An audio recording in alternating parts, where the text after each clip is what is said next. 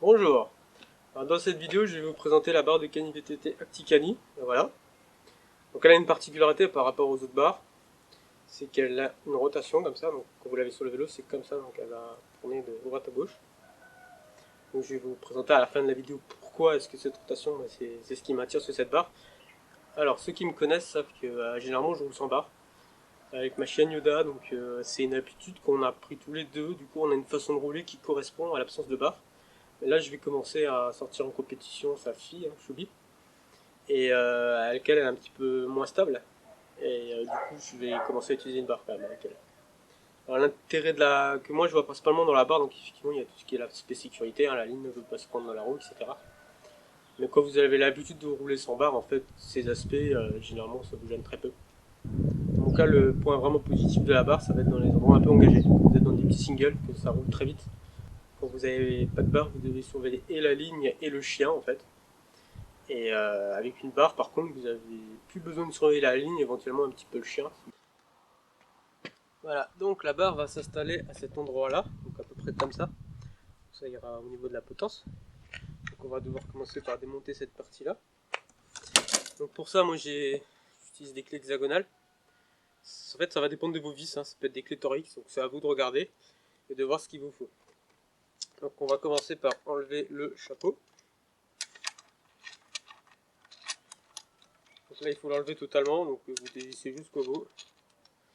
Vous vous retrouvez avec le chapeau en main. Vous le posez. Ensuite, il y a deux vis ici à enlever. Il n'y a pas besoin de les enlever en fait, il suffit de les desserrer suffisamment. Voilà. Voilà, c'est les trois seules vis qu'il faut toucher. Ensuite, vous enlevez le guidon, donc on va un petit peu jouer avec. Voilà. Vous posez devant. Vous vous retrouvez ici avec des rondelles. Alors moi j'en ai qu'une qui est assez fine. Parfois vous en avez plusieurs pour avoir des rondelles plus ou moins épaisses, ça dépend. Donc là il va falloir que vous enleviez une rondelle qui a à peu près l'épaisseur de la barre. En sachant que il faut surtout pas qu'elle soit plus épaisse que la barre. Si elle est plus épaisse, vous risquez de ne plus pouvoir suffisamment serrer le chapeau au-dessus du guidon. Donc il vaut mieux enlever une rondelle un peu moins épaisse. Donc là moi j'en ai qu'une, donc je ne me pose pas la question. Je l'enlève. Je passe la barre correctement dans les câbles. Donc moi il s'avère que je sais comment la passer. Si par hasard vous ne le faites pas correctement, comme moi ici par exemple, hop, comme ça. Si vous ne le faites pas correctement, donc la barre vous pouvez la démonter à cet endroit-là. Donc vous pouvez toujours la démonter, repasser vos câbles comme vous voulez par la suite.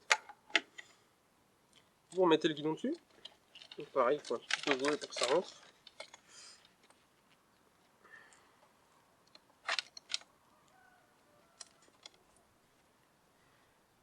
Une fois que vous l'avez remis, vous reprenez votre chapeau que vous avez enlevé avant, vous le remettez. Donc il faut toujours commencer par cette vis là que vous allez serrer totalement. Donc il faut bien la serrer, c'est elle qui permet en fait de faire le lien entre votre guidon et la fourche en dessous.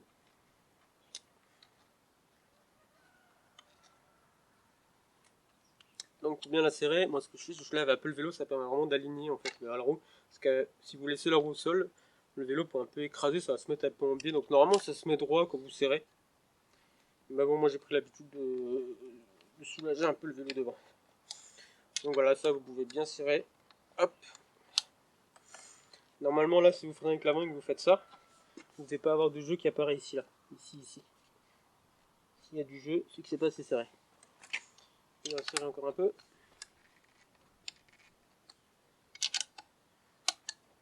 Voilà.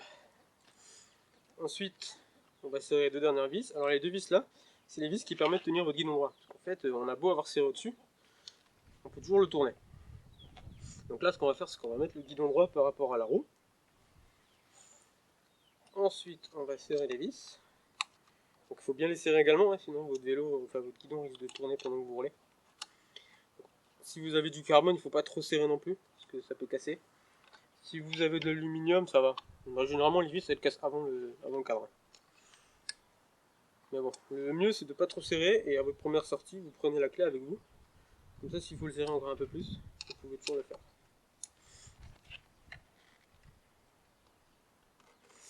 Donc maintenant, pour finir la fixation de la barre, alors ce qui peut arriver, votre barre, donc elle est fixée ici.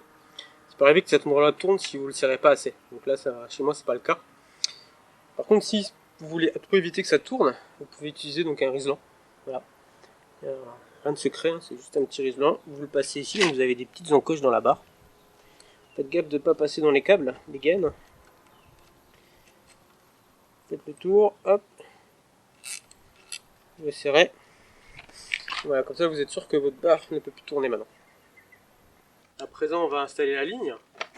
Donc la ligne, elle s'installe au niveau du vélo d'une manière assez classique. Donc vous la passez dans le prolongement de la barre. Donc si la barre passe au-dessus d'une gaine, il faut passer au-dessus. Si elle passe en dessous, vous passez en dessous de la gaine. Ça va vous éviter de serrer la gaine contre la barre avec la ligne. Faites ça, vous la serrez bien, vous vérifiez que vis-à-vis des gaines, vous passez au bon endroit. Hop. Voilà, parfait. Donc normalement maintenant, on a envie de se dire, on passe la ligne dans le trou qui est au bout de la barre. Le problème en fait, c'est que la barre ici, elle est abrasive. Elle est tranchante, du coup ça va abîmer votre ligne. Ça va la couper au fur et à mesure. Là, il y a une petite astuce, c'est d'utiliser une corde. Une cordelette, vous pouvez utiliser un peu ce que vous voulez. Moi j'utilise des cordelettes là qu'on utilise pour faire des colliers.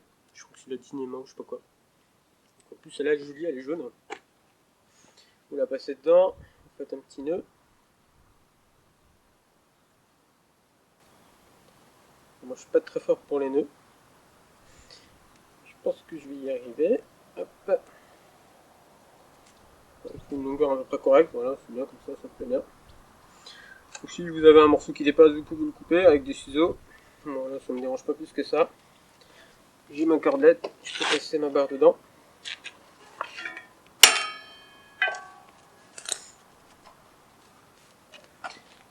Et voilà, donc là maintenant du coup ma ligne ne sera plus coupée par la barre. Et la cordelette, bon, elle va s'utiliser en même temps que la ligne. Donc maintenant je vais vous expliquer pourquoi est-ce que la barre Acticani c'est ma barre préférée. Alors elle a une particularité, c'est qu'elle a cette axe de rotation que les autres barres n'ont pas. Alors moi comme je disais au début de vidéo, j'ai l'habitude de rouler en fait sans barre. Donc je vais vous montrer le phénomène. Donc si vous n'avez pas de barre, en fait vous avez mis vachement long. Votre chien il peut courir sur le côté, il peut sortir de la vidéo. Alors sur les courses, souvent vous avez des chemins de véhicules en fait. Donc vous allez avoir la trace de la roue droite et la trace de la roue gauche, ou l'inverse. Et du coup moi j'ai l'habitude un petit peu, et mon chien aussi du coup, que moi je roule sur une trace, quand on va très vite, hein, sur une trace, et que le chien lui il court sur l'autre trace. Ça, si vous avez une barre classique, le chien peut pas aller assez loin pour pouvoir aller sur l'autre trace. Donc soit il se met devant le vélo, soit il roule au milieu du chemin dans l'herbe, soit il est en dehors du chemin, hein, sur le côté, dans l'herbe également. Donc nous c'est une habitude qu'on a, je sais que tout le monde n'a pas cette habitude, du coup tout le monde n'a pas ce problème ou cette contrainte. Donc en fait quand on a une barre classique, donc une barre qui ne tourne pas, votre chien peut aller jusque là, donc vous perdez à peu près 50 cm. Avec une barre qui tourne par contre, vous allez pouvoir aller plus loin. Et vous allez un peu reproduire le phénomène que vous avez sans barre. Donc vous perdez quand même un petit peu, hein, peut-être à peu près 10 cm. Mais ça ressemble plus à ce que j'ai l'habitude de faire sans barre. Voilà, c'est la principale raison pour laquelle moi je préfère rouler avec cette barre là et pas avec une autre. Ce qui ne veut pas dire que les autres barres ne sont pas bonnes non plus, hein. Notamment les barres antennes, elles sont très bien, elles s'enlèvent très facilement du vélo. Beaucoup plus facilement que cette barre là. Alors pour cette barre il y a une astuce, je ferai peut-être une vidéo pour vous la montrer, où vous changez le type d'attache, ce qui vous permet de l'enlever très facilement également. Ouais.